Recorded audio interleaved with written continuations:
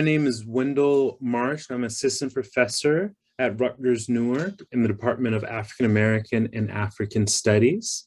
And we are here for a talk by Dr. Mia Carey, a archaeologist who will be talking about the erasure of African Muslims. And in particular, she's going to be talking about her experience in an archaeological dig of the former home of Yarrow Mamout. Before we get into that, though, I just want to give a sense of the occasion. For the most part, the attendees are students in my class, Islam and the African American Experience. But because we have this great opportunity to hear from Dr. Carey, wanted to open this up to a broader audience. And so in addition to being a part of the course, this is also part of the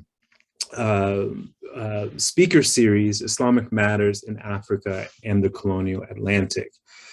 Now, this series is put on by a working group of faculty here at Rutgers-Newark entitled Islam, the Humanities, and the Human, where we're trying to really think through a transformative and reparative humanities. And doing so requires us to really kind of look back at the archive and to think about the erasures and the absences of what we understand to be the major humanistic disciplines, but also what we understand, in American studies and other, broad interdisciplinary fields. So if you're interested in learning more about the working group, there are links in the chat. But also just a word about the series. So by emphasizing Africa and the colonial Atlantic, we are kind of repositioning kind of where we look in the study of Islam. In particular, thinking about Islamic matters, we're thinking about material culture, right? Not just simply texts or documents, but really thinking through the kind of material objects that are produced in everyday life. And so we've had a few speakers before. Last week, we had a fantastic talk by Zain Abdullah on Malcolm X. And this week, we have the great honor and pleasure to hear from Dr. Mia Carey. Just a note on logistics. During the talk, if there are any questions for Dr. Carey, I suggest that you put them directly in the Q&A box so that after the talk, we can engage Dr. Carey directly with those questions. But if during the talk itself, you want to animate the chat and you have comments and thoughts for other members of the audience, feel free to use the chat function for that. So Dr. Mia Carey. Dr. Carey is an anthropological archaeologist and an inclusion, equity, belonging, and mattering consultant. Hopefully we can talk about what all that means in the context of her work. She earned a PhD in anthropology from the University of Florida in 2017. Dr. Carey was a recipient of the McKnight Doctoral Fellowship, the National Science Foundation Graduate Research Fellowship, and was recently a Mellon Humanities Postdoctoral Fellow in the Legacy of the Civil Rights Movement. Dr. Carey currently serves as the chair of the Gender and Minority Affairs Committee for the Society for Historical Archaeology and is the principal investigator of the National Park Service's New York African Burial Ground Archaeological Overview and Assessment. She founded Unearthing Our Past Consulting, LLC, in March 2021, which is a resource for those looking to engage in difficult topics through archaeology, community engagement and outreach, digital content and inclusion, and equity conversations. So I am really thrilled to welcome Dr. Carey here. She comes highly recommended from a group of exciting young Black archaeologists in the field who are really shaking up a kind of classical discipline that's not known to be shaken up a lot. So we're really happy to have Dr. Carey here. Please, Dr. Carey. Thank you for the warm welcome, and I'm so happy to be here. So today we're going to talk a little bit about the legacy of silencing and erasure for African Muslims. And that kind of story begins with Yarrow Mamout. So he is the man pictured in, he is the man in the knit cap. On the left-hand side, you'll see the 1819 Charles Willson Peale portrait of Yarrow. So we know very little about Yarrow's life. The most complete reconstruction, of course, is James H. Johnston's from slave ship to Harvard. But we know that Yarrow arrived in Annapolis, Maryland in 1752. He was purchased by the Beale family of Montgomery, who then moved to Georgetown, where Yarrow resided and purchased his home in 1800. And he served the family until about 1788 or 1789 when he was emancipated. So to fast forward a little bit, Peale comes to DC in the winter of 1819, and he hears a rumor of a man rumored to be 140 years old. Now we know that Yarrow wasn't that age at the time, but Peale believed, or so it's believed, that he believed in longevity and believed that people could live to be 200. So he wanted to meet Yarrow. So as he sat with Yarrow over the course of several days, he wrote down his life story. Once he finished with the portrait, he then went to confirm some of these things with Yarrow's previous owners. The other portrait is the 1822 portrait, I think 1822 portrait done by 18-year-old James Alexander Simpson. So this portrait was done about a year before Yarrow died. Now what happens is the Peale portrait is kind of lost, or both portraits, they're lost without context. So people don't know who this man in the portrait is. So we have the James Alexander Simpson portrait. James H. Johnston, of course, goes to Georgetown Public Library, and he's curious about who this man is. So then he begins to research him, of course, publishing his book, but he comes to DC and says that the property that Yarrow purchased in 1800 is at risk of being destroyed. Charles Willson Peale helped that. So like I said, when Peale is interested in Yarrow, and when he died, he does something very unique. He writes Yarrow's obituary. So as you see, it said, he says he died on the 19th.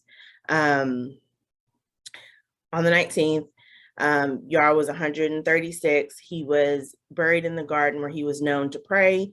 He never, ate swine or drank alcohol, but it's really the clue of him being buried in his garden is what kind of kicked off the archaeology project. So James A. Johnston meets with the city archaeologist in 2012, but we don't actually get permission to begin archaeology until 2015. So in 2013, Hurricane Irene destroys the second story of this 1850s house that stood on the lot. And we'll talk a little bit more about the history of the property in a minute. So this property is now coming under either private or commercial development. So the neighbors, James Johnston, and of course the archaeologists, they want to do this archaeology, but it's on privately owned land. So it took several years for us to get permission from the property owner. But once we do, we immediately begin to get to work. So the archaeology, if you look at the map on the right, you see the footprint of the property is outlined in red. Now it's a very narrow lot. It's about 150 by 35 feet wide. So it's probably hard to see, but the top rectangle is where the former house footprint is, that 1850s house. We know that wasn't there when Yarrow was there. And then there's the extant in-ground pool on the back half of the lot. Now, historically, this lot has sloped down into the east towards the Potomac River. So what they did was they took the fill from the pool and put it on the back half of the lot. So if you look at the picture with the blue tarp on it, you can kind of see how much we had to dig down. So we eventually had a backhoe come out and remove between 3 to 5 feet of fill before we were actually able to put in units. And so the purpose of this kind of archaeology project was to see whether or not people's claim that Yarrow was buried in the garden where he was known to pray was actually true, but also to understand Yarrow's life.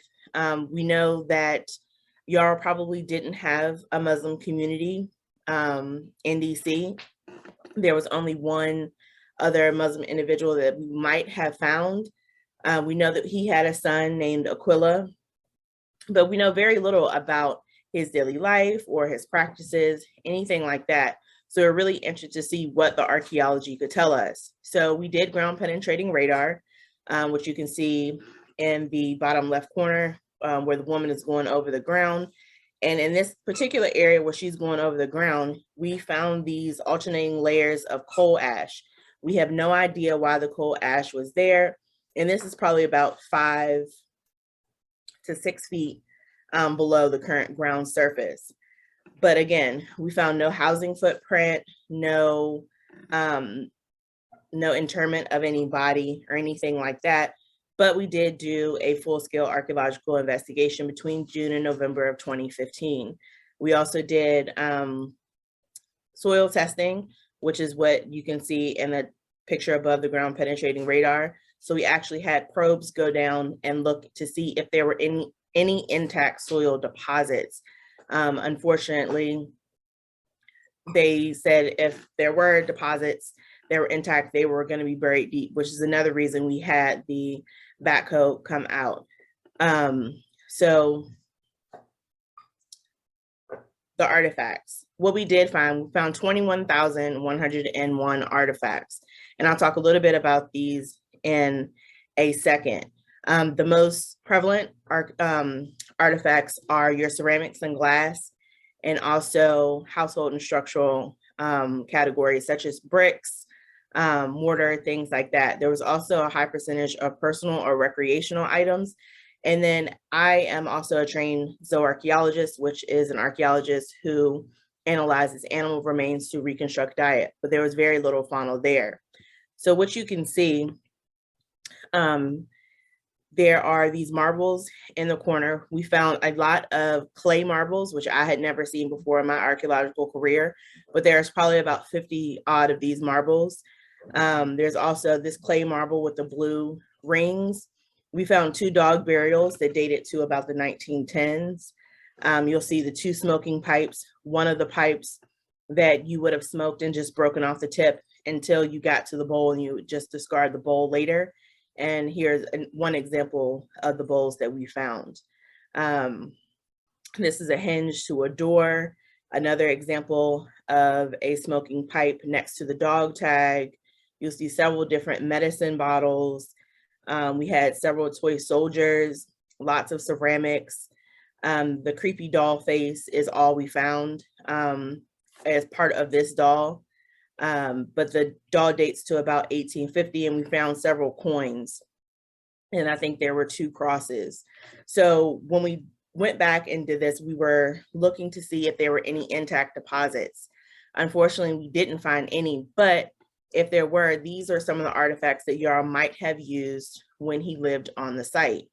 So we have Nottingham, which is part of a pitcher. It dates to the late 17th or early 19th centuries. You have Chinese export porcelain, which is very early. You have Jackfield, which is another example of a pitcher. Your Rhenish blue and gray, your white feldspathic English stoneware, Canton porcelain, polychrome painted floral porcelain, and your shell-edged pearlware. So by the time Yarrow lived on the site, these are things that he might have gotten from the Beale family that they discarded as they replaced their ceramics, or these are things that he may have purchased. Now we know he was one of the first investors in the Bank of Georgetown. He was a basket weaver and a brick maker. So once he was emancipated, he used some of these funds to, of course, buy the property at 3324 Dent Place on February 8th, 1800.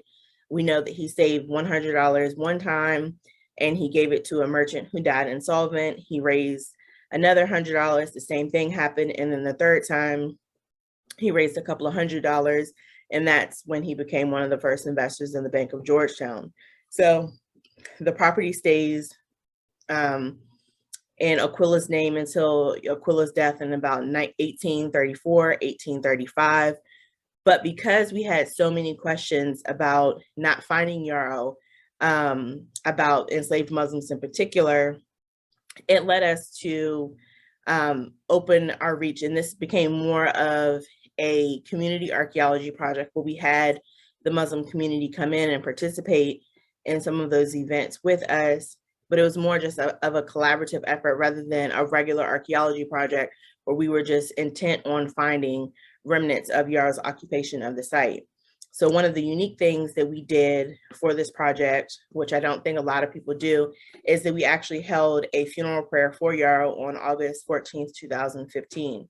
It was coordinated by the Masjid Muhammad, the nation's mosque.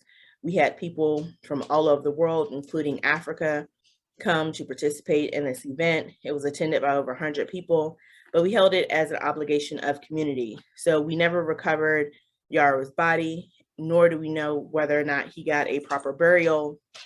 So we did this out of respect for him. So some of the challenge that we faced with the archaeology in particular, the site has been occupied continuously for 200 years.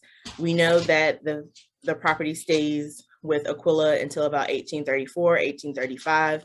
We don't really know what happens with that, what happens between that time and 1850, but we know that there's an 1850s house that stood on the property. So we know that in the 20th century, we had people who lived in Georgetown who would come by and say there was an Italian family who lived there. There was a woman who came and she would give you ice, like shaved ice for 5 cents. And so there was that, that oral history that we were able to collect.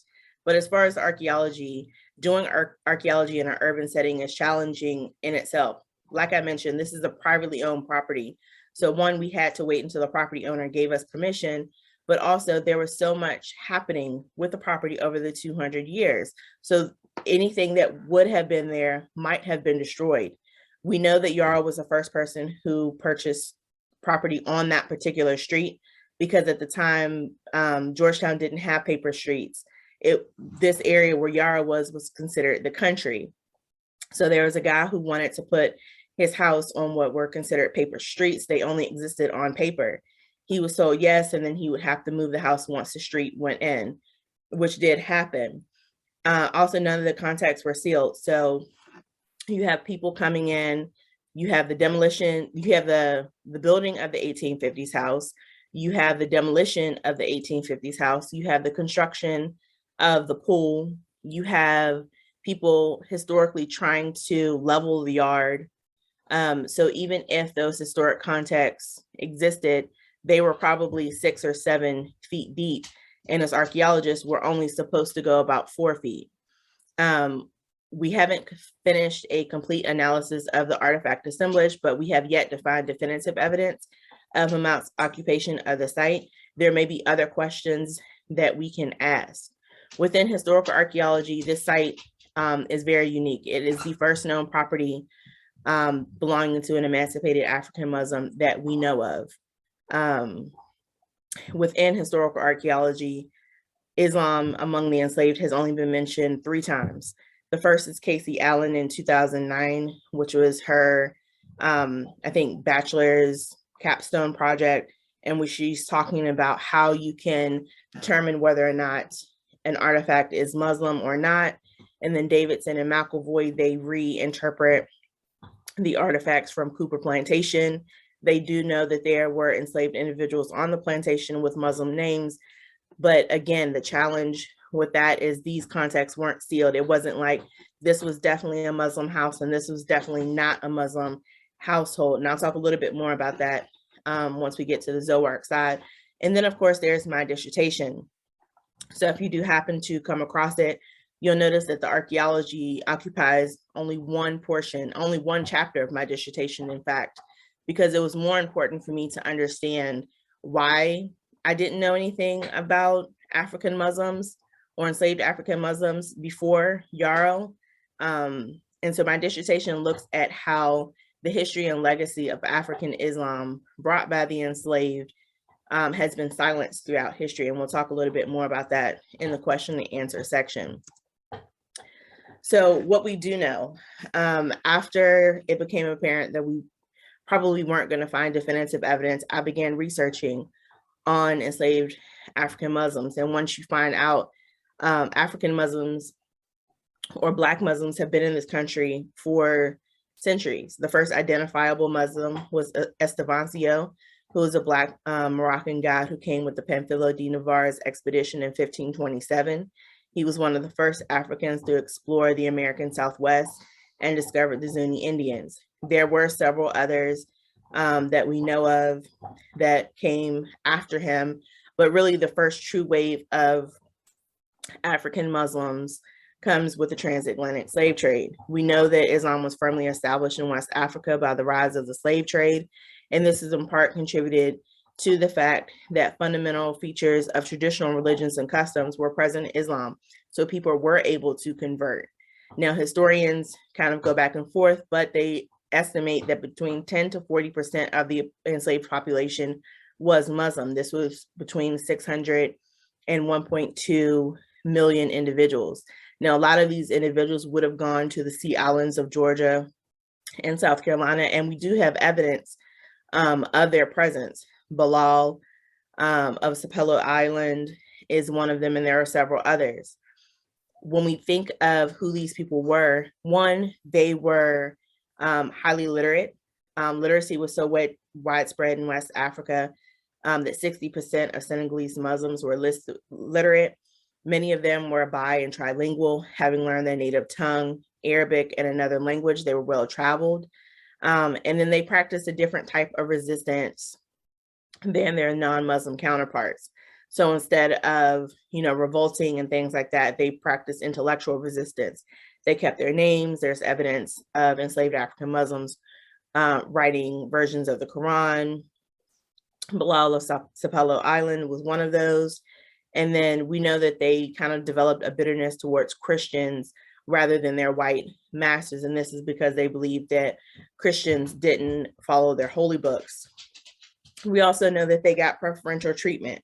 So they were typically put in places of power over other enslaved individuals, probably because of their looks or their intelligence. But the Islam that they brought with them disappeared as a conscious practice by the 1850s.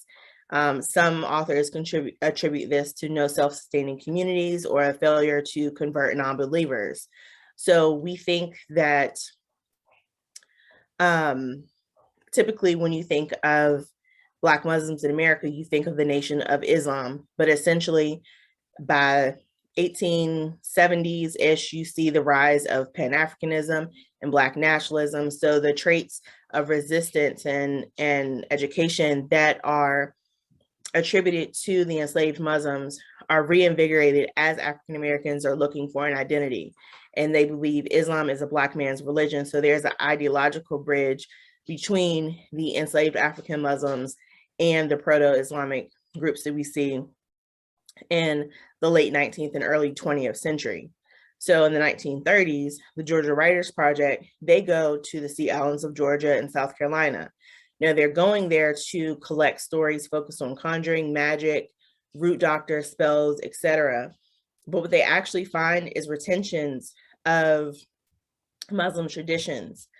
So this is the excerpt from Drums and Shadows, Survival Studies Among the Georgia Coastal Negroes. And this is talking about the Soraka cake. So it says, she made a funny flat cake she called Soraka. She made them the same day every day, and it's a big day. When they finish, she call us in, all the kids, and put our hands a little flat cake and we eat it. Yes, I remember how she make it. She washed the rice and pour off all the water. She lets the rice sit all night, and in the morning, the rice is all sell. She take the rice and put it in a wooden mortar and beat it to paste with wooden pestle. She adds honey, sometimes sugar, and make it a flat cake. with her hands. Saraka, she called it. So this is a cake that normally appears in a ball. In West African traditions, it's typically given on Friday, but this is a retention. But if you don't know what you're looking for, you might miss that. And this is what happens a lot in archaeology. A lot of time archaeologists have always focused on retentions or Africanisms, which are remnants of African culture among the enslaved. So they're looking at religious items most of the time, such as cowrie shells, beads, ornaments, pierced coins, polished stones, and pebbles. But they're saying that these things are retentions. But Singleton, Teresa Singleton, who's one of the first Black female archaeologists, says that these searches focus on the continuation rather than the discontinuity and disconfiguration of these. Remember, I mentioned that Islam fit, or was, people were able to convert to Islam in West Africa because essential elements of Islam are already present in their traditional religion. So how do you separate what was traditionally Islamic or traditionally part of their traditional, religions? One thing that we can say is, like, faunal analysis does have some potential. Now, they've contributed much to our understanding of enslaved African-American food-related activities, such as food provisioning, hunting, things like that. The trouble with this is that we don't have a sealed context. A lot of times, Muslims were put together or taken apart. So there was never probably a real community among them. So there was probably never a household in which they were all, enslaved Muslims. So how do you parse out a Muslim diet or cuisine from that? So part of the trouble is archaeologists must acknowledge that dietary laws may be differently expressed and interpreted. We do have some reports of enslaved African Muslims saying that their masters would give them more beef or some other supplement instead of pork. So there is evidence of that, but that wasn't the case, widespread. So it would be difficult to single out the retention of Islamic dietary practices among the enslaved in America for that reason. And if you are able to, you're looking at whether or not an animal, for instance, is slaughtered in the right way. The hyoid bone of a sheep or goat is very fragile. And as we see with the Yarrow site, it doesn't preserve very well, even if it is found. So finding things like that, there's no way of you actually knowing if they were slaughtered in the right way, if they knew. Plus, you have generations now going by where they don't have the Orthodox text and things like that. So by the time the 1930s rolls around, you see them practicing these Islamic traditions without having actually connected them to it being something that Islamic. There are several stories that you can find in Drums and Shadows where this comes up. But overall, thinking about it, and this is my question to you, and I'm going to open it up for questions now, was like, what is a Muslim artifact? What does that kind of look like to you? And I'm going to stop sharing and just open it up for conversation. Thank you so much, Dr. Carey. This was a rich discussion, the talk that you've given, and I'm sure it's going to be a rich discussion as well.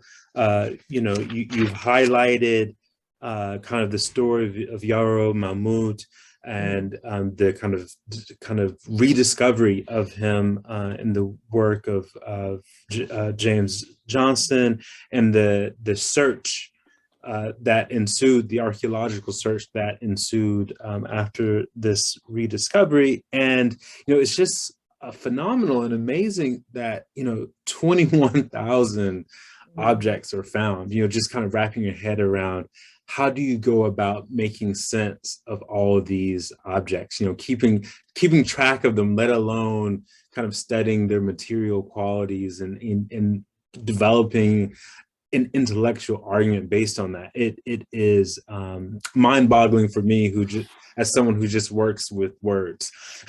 Yeah, I can say that I touch every one of those 21,000 artifacts myself. Wow.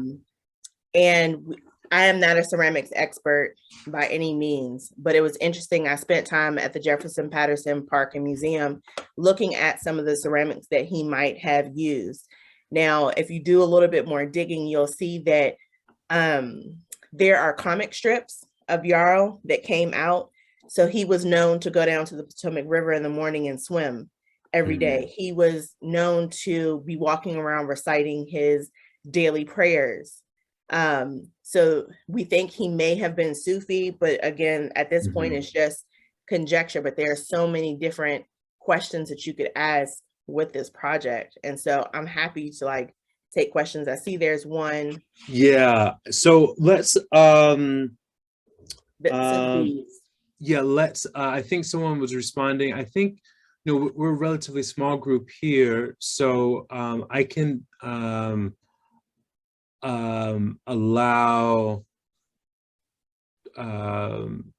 people with comments to speak. So here's one of my students, Aaliyah.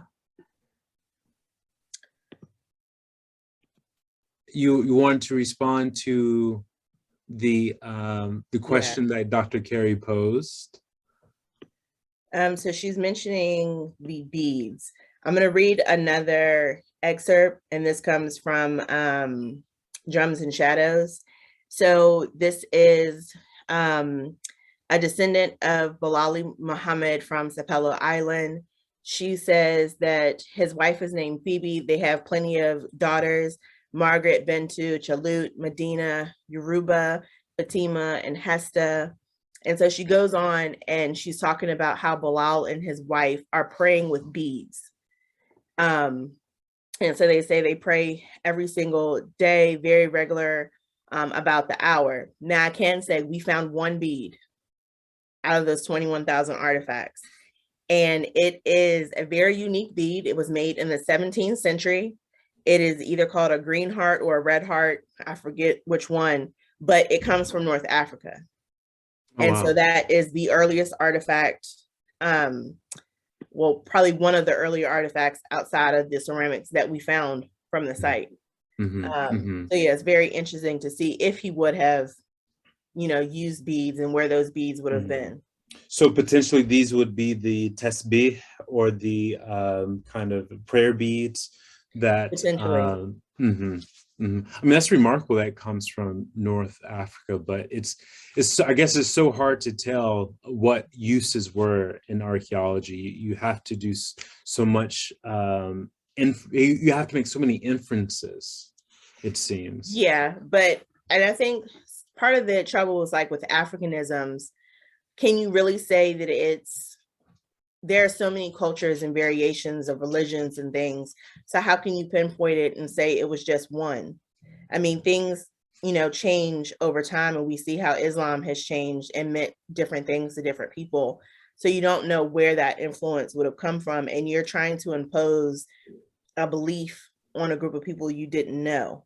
So there are more, I'm not one for Africanisms. I ask more broader questions, but it just, you know, it's one of those things we may never know. And we can also add here that the interest in Africanisms and retentions, you know, this comes out a very long interest in the study of Black life, African diasporic life, where, you know, there's an attempt to establish tradition, continuity, right? And so that's kind of where that interest comes from. And even it sounds kind of weird, you know, on the tongue today, you know, Africanisms, right? It's so broad and you know, so unspecific.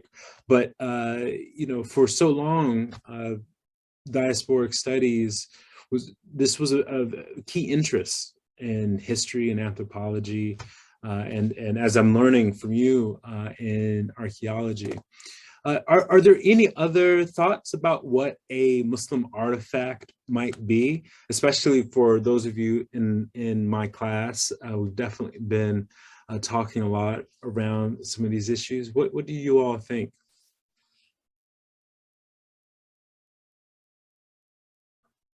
If you have thoughts, you can put it in the chat or the Q&A to respond to Dr. Carey's question to you all.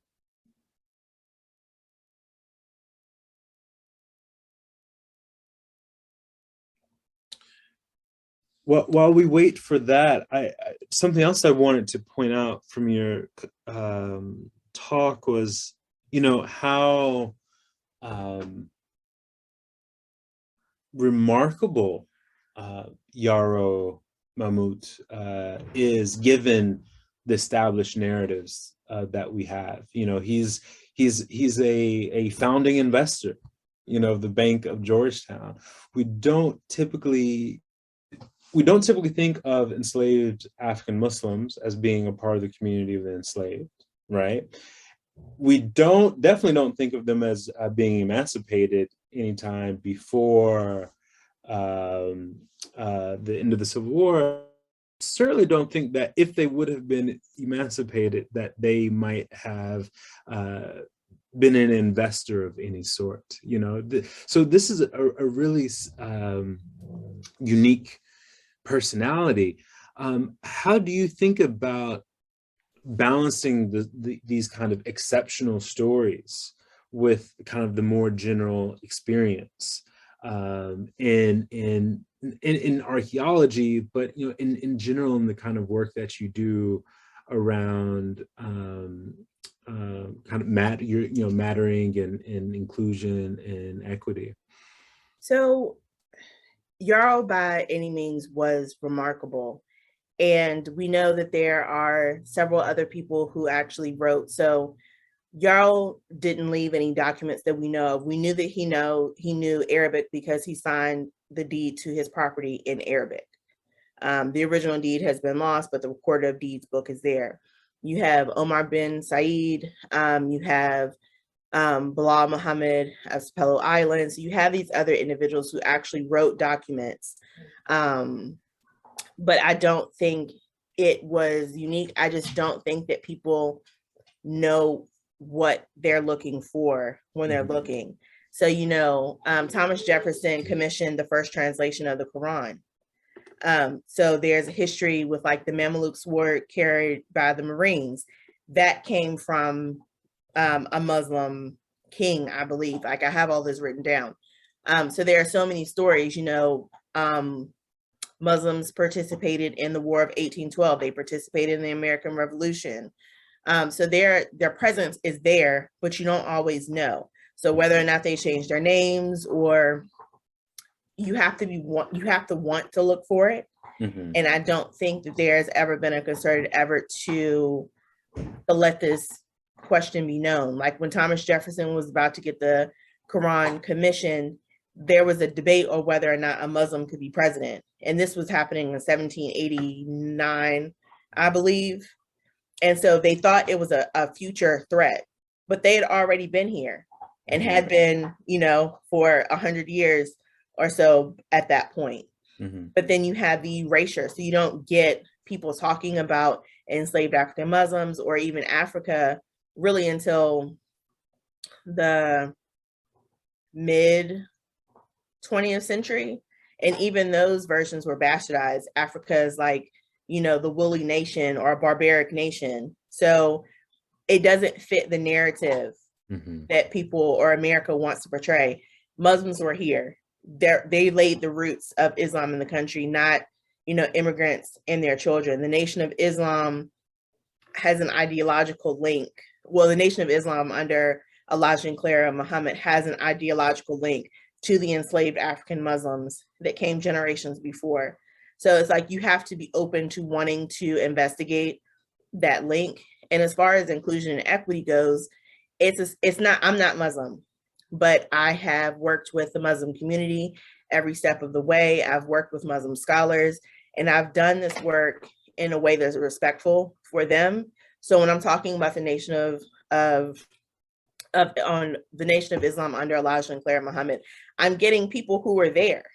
I'm getting people who have firsthand accounts. I'm getting people who were followers of W.D. Muhammad, and they're looking through their texts and things and making sure that my information is correct. So when you're thinking about doing this history, it's more of like you're doing this with them than without them. And I've always strove to be inclusive in the stories that I tell, and to paint a wide picture of what actually was happening. And, I think this is really a remarkable part of this dig. I mean, when you start discussing the Janaza prayer at the archaeological site, I mean, I just got goosebumps.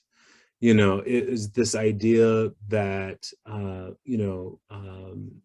that Yarrow is recognized really at this spiritual level, and in his death, and to actually receive the funerary rites that Muslims intend and want to have, and to see the community that was brought together around that is really, really quite remarkable.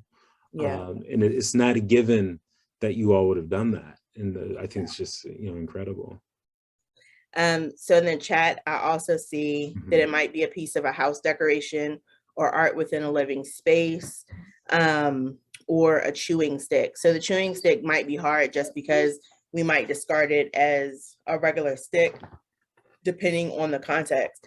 So if we would have found maybe a house footprint or a midden, like a trash pit or something, it might have been easier to parse out that. I think the greatest potential for us to kind of understand what daily life would have been like for an enslaved African Muslim might be in the Sea Islands.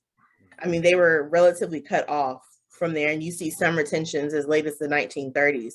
So if there was some excavation, but it would have to be excavation with an archaeologist like myself, or in consultation, who actually knows what they're looking for. I mean, you might not think it's a Muslim artifact because a lot of people just didn't know that they were there.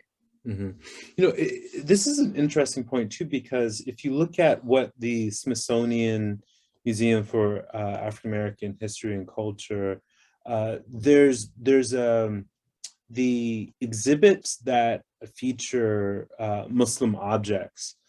They highlight items that we wouldn't necessarily consider to be Islamic in a traditional sense. I listened to a podcast not too long ago with one of the curators, and she includes like a milk carton from the Nation of Islam.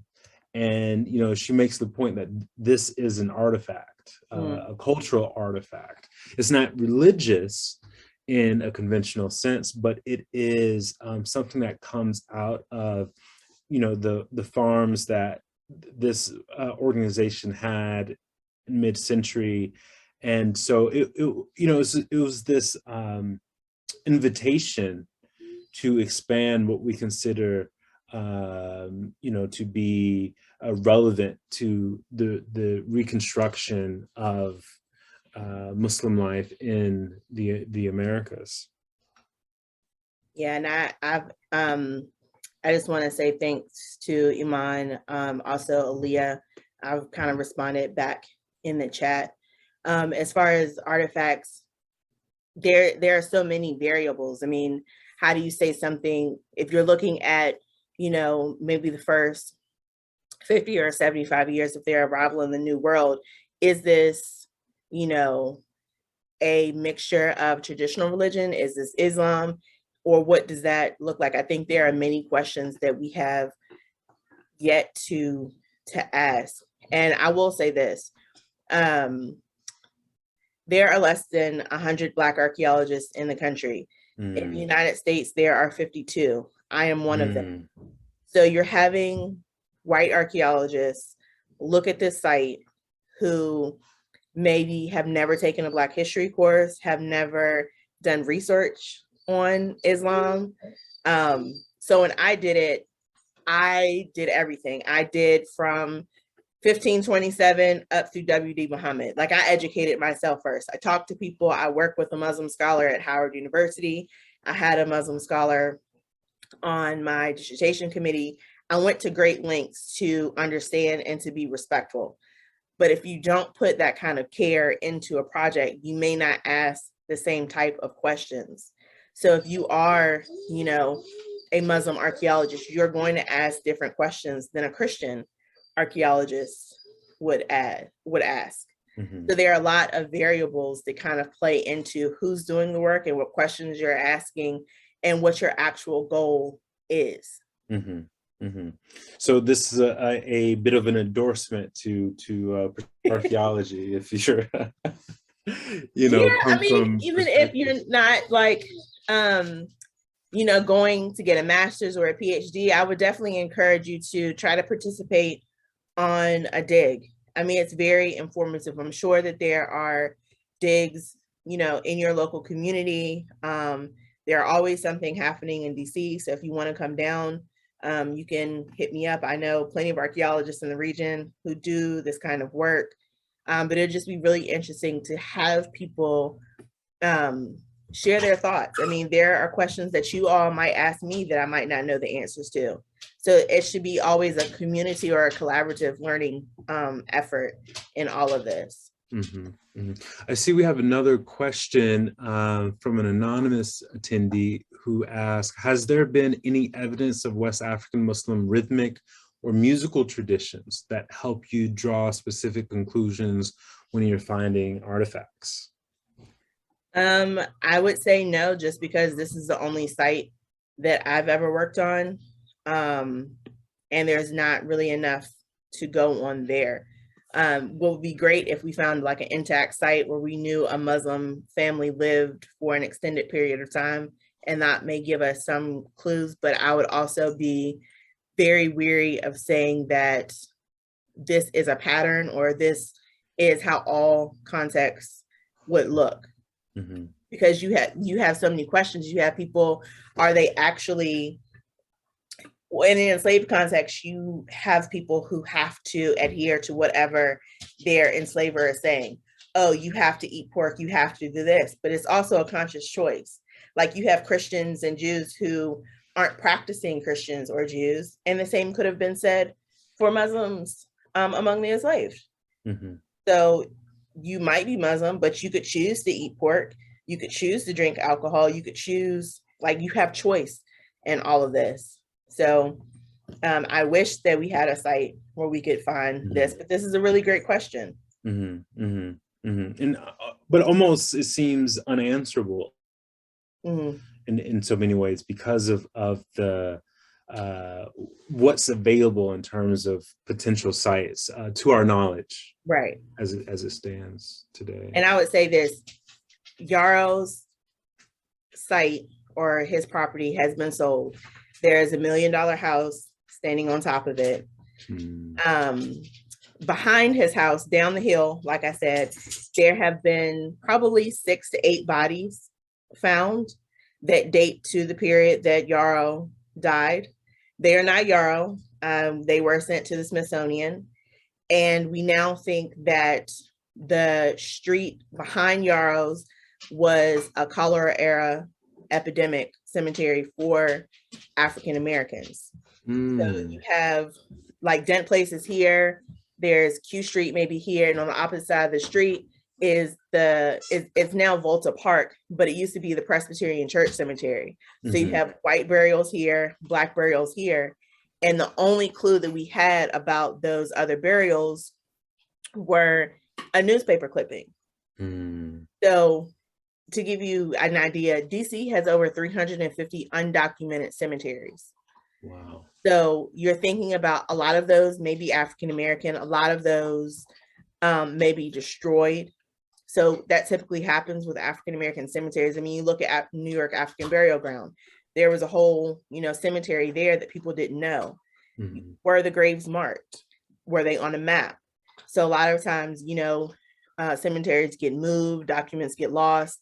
So how many other sites like Yarrow's are out there, but they're buried underground? Yeah, I wanted to actually take advantage of this opportunity to ask about the African burial ground. I often try to do as much as possible with this site in my teaching. And no matter what the class is, I try to find a way to think about it, because it's, again, a remarkable find. Could you just say a word more generally about the African burial ground in Manhattan, and just maybe what you're doing with that, especially kind of thinking about the religious, the archaeology of religion that we have learned from that site? Yeah, so this is a site that was discovered in the 1990s. There were 435 burials, I believe. So my job is to now look at the archaeology that has been done and to create a report for the interpretation for the national park. So the archaeology has already been done. We're now looking at the artifact assemblages, looking at the documents, and then providing a comprehensive report that can guide interpretation going forward. So we're not doing any new research or anything like this. And I think I was probably just born when the site was discovered, because I'm only 32. But it's been a really interesting but slow process thus far. It's an 18-month project. And so we're just kind of getting our feet wet in all of it. But this is typical with any new site that goes up. An archaeological overview and assessment is needed. It's just been very delayed at this point. Well, I definitely hope to stay up to date with the developments on that project. I think we have one more question, again from Anonymous. So it would really be great to know who this is. So in class, we talked about how enslaved Muslims would be forced to conceal their faith by pretending to convert. Right, so Omar bin Said, which you mentioned earlier, is one of these case in points. Similarly, were there artifacts which seemingly reflected a Christian faith, yet upon closer investigation showed Islamic roots?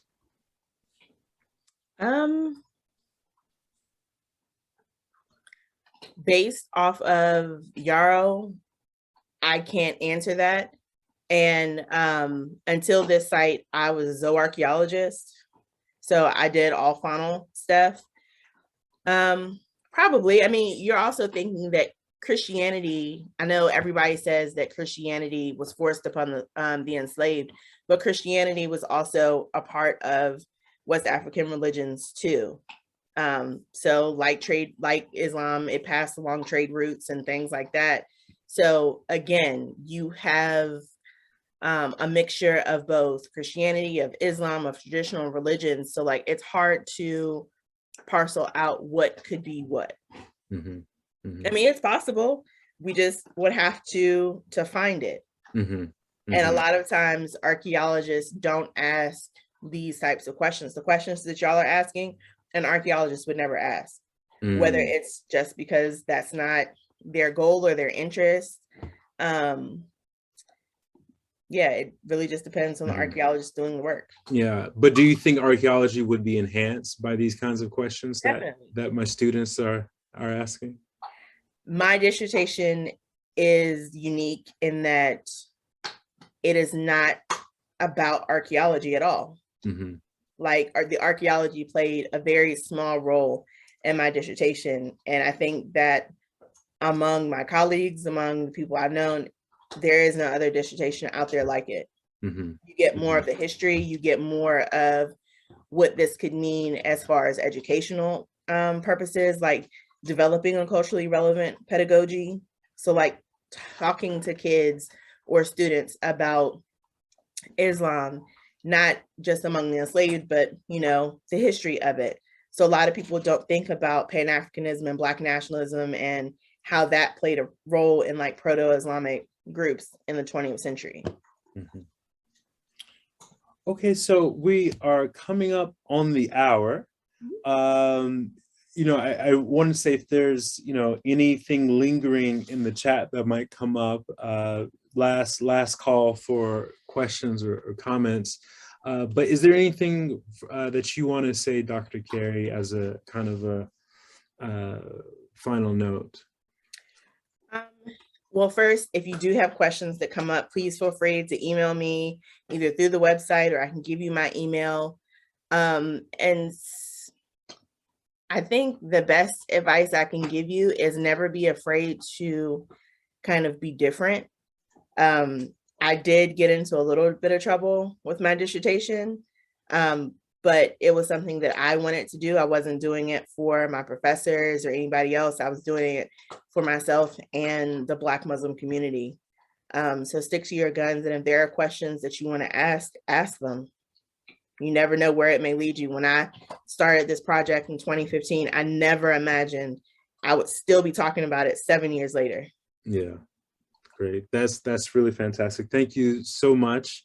And then there's one thing in the chat. Okay. They put up a plaque last year to acknowledge him. So there's something. Yes. In $1 million house. Yeah, but they did respect it. So they couldn't do the house that they wanted. They had to make it a smaller house because that property traditionally had the most green space in Georgetown. But yeah, it's a $1 million house now. Yeah.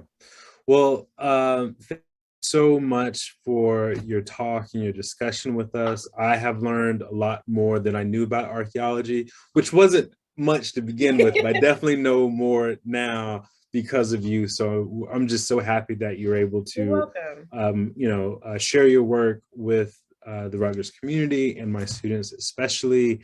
And if you're open to it, I hope to, be able to have more conversations with you around archaeology and the African burial ground in the future. Yeah. So if we do a virtual round of applause for Dr. Carey. Thank you. Yeah, thank you so much. All right. Good evening, everyone. Take care. Bye-bye.